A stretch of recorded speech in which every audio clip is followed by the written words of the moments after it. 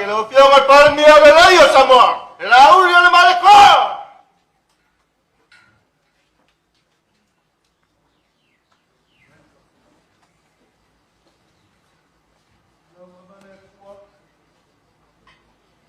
Ele a upu I mangui le so. Ai fa foi peruinga ia ke o wa o e o mo lava. Wa ka ku ka o mlaso.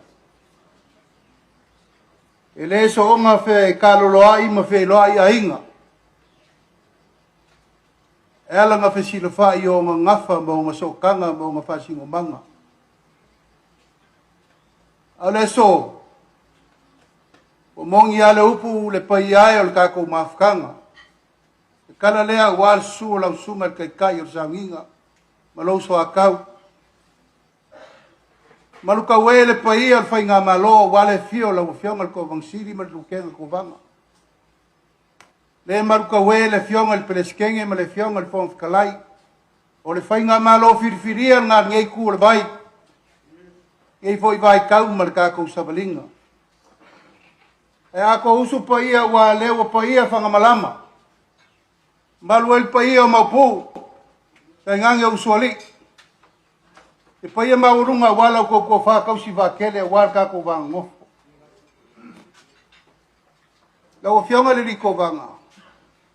O le so le umongi e kako upu a kako whakau lofa. Te mai e alo whale maoka o Samoa ngalua. Wa e alo mai wo walo aku, walo afo, walo inge. Walo ange, walo inge. Afkai lau wala au wha alo aku mako ke mai ka koke nguki mea whakasi le so. O mongi eile upu I mawae ngā kako makua I ngā wakau mawae maria koa marku I mangua. Lau fo I kumua, lai ngofo I nge vai nge kōr ka inga. Paki leo la ava kau mawae. E mai ngā suaki le sangi. Waki le langi e masa le sami le ava mar kau kenga le koi mangua. Hafer kai sama sama ma le vai koe lau.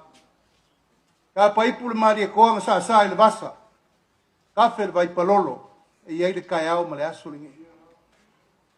Kai kere lo ko mangaku mai le mako kapu ai mai le rai kua le vai le kaku ainga.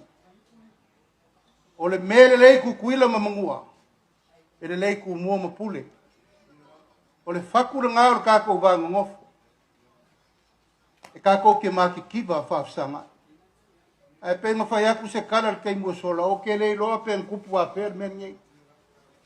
O le ua sumu I le ala whale I whangamalama ngei o le mea fio en mau pou. E levu a wale sui o le kākou moka mau alunga. Whafkai lau kou whaalalo. Brian, thank you very much for considering to come to Samoa. American Samoa and Samoa is one family.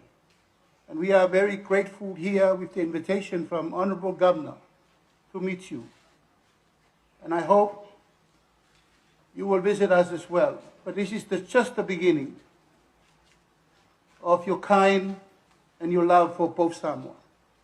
So all the best with whichever you're going to plan for both of us, for serving our people to the best ability you can. Google is an international company. And we are very grateful to meet you this morning. All the best for you and your colleagues, and we wish you the very best. And we are kako kaya malaso. Mo kako umalava, mesi ngai kako kangaka. Alas fonge wo bayai famalo aku I moka le ba ngai le moka ka fakasenias. Ai mesi le au manga le lo sao mai. O le upu al kusi, kalau se vai o sal menge, a malo le kau kua mai. Ai le ngu, kau kua ngā mako, upu a kako, le ala le pule kau kua. Honorable Brian, thank you. Thank you. I'm looking for a high talking chief, on my PF. I look forward, if you want it, I'll bestow you the title. That's my high-talking chief in the village of Pango Pango, the capital of the United States, American Samoa. Kaya foi o whionga, a mia ma le mamaro le afia. langa mai. O le kulanga lava ia o le whaavai o Amerika Samoa. E pui pui le ngu. O uma ku lima ia Amerika, pui pui le ngu.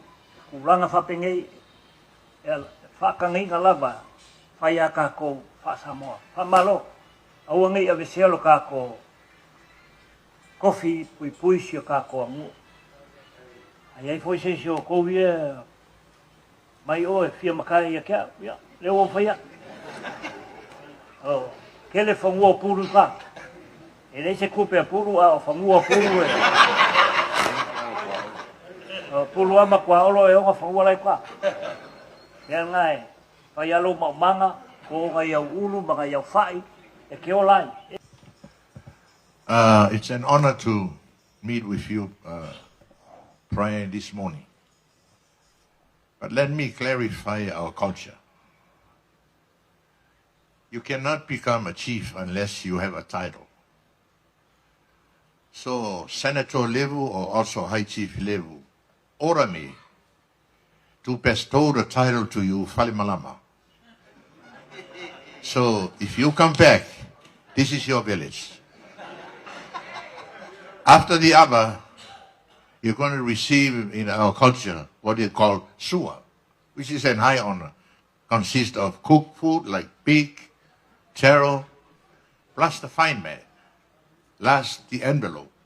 If you receive the cooked food, take it with you on the plane and bring the envelope to me and level. Yeah,